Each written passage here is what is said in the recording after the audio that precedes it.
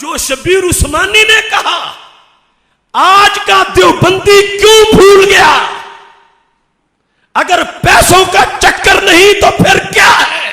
دینکم دینارکم دینکم ریالکم. یہ ارشاد القاری الی صحیح البخاری، یہ دیوبند کے مکتبہ فکر کی کتاب ہے، بخاری کی ایک شرح ہے. اور یہ دیوبندی بھی عجیب نسل ہے جو وہابی وہاں کے جس کو شرک کہتے ہیں پاکستان میں یہ اسے اسلام کہتے ہیں. یہ اگلے دن چند مہینے پہلے شیخ الہند سیمینار میں فضل الرحمان بیٹھا ہے، سارے لین میں بیٹھے ہیں اور ساتھ ایک نعت شریف پڑھی جا رہی ہے، اور نعت شریف میں سارا مضمون وہ ہے جو امام احمد رضا کا ہے. سرکار میری خبر لو، میں مشکل میں ہوں، میری مشکل حل کرو. تو یہ سارے بیٹھ کے آنسو بہا رہے ہیں. اور میں آؤں گا محبوب تجھے اپنا حال سناؤں گا وہاں، اور ادھر کیا ہے کہ جو اس نیت سے آئے کافر ہے، جو اس نیت سے آئے مشرک ہے. یہ پتہ نہیں کون سی نسل ہے. ادھر لوگوں کو کھینچنے کے لیے یہ پکے عاشق بن کے سامنے آتے ہیں، ادھر والے انہوں نے پھر کتابیں لکھ دی. یہ ریال اب بھی ان سے لیتے ہیں، مگر انہوں نے اپنی کتابوں میں ان کو کافر و مشرک قرار دے دیا. انہوں نے کہا یہ تو ہے ہی بریلوی، ان کا تو یہ عقیدہ بھی بریلویوں والا ہے، یہ بھی بریلویوں والا ہے. ہم ہیں جو دل میں ہے وہی زباں پر ہے.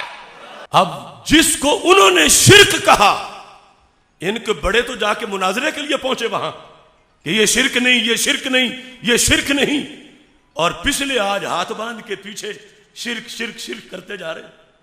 اگر یہ پیٹ نہیں تو اور کیا ہے؟ صفحہ نمبر 114 پر شبیر عثمانی، چھوٹے سے ان کے کسی کی بات نہیں کر رہا کہ کوئی کماد سے نکلے اور ویڈیو بنا کے میرا نام لے کے کہ مناظرہ کرو.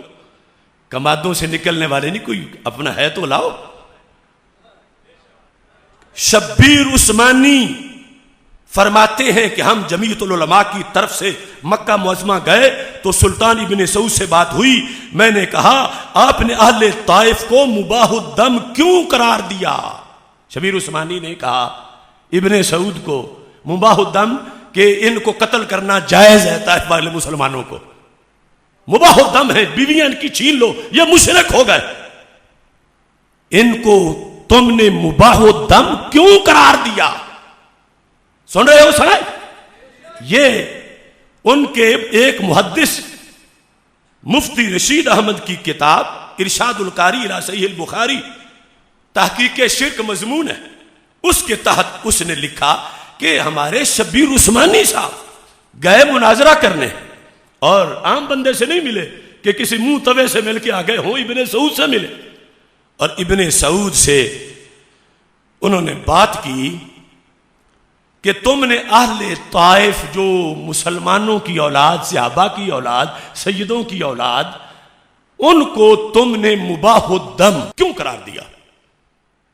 اب اس سے یہ تو تمہیں پتہ چلا کہ یہاں جو پارسا بنے ہوئے ہیں ان کے دامن پہ کتنے شہیدوں کا لہو ہے. کیوں ان کو تم نے مباح الدم قرار دیا؟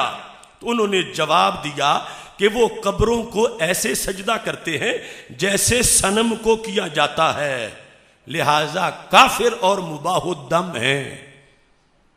یہ جواب دیا کہ وہ قبروں پہ جاتے ہیں اور پھر ساتھ کا سجدہ کرتے ہیں، سجدہ کرتے ہیں.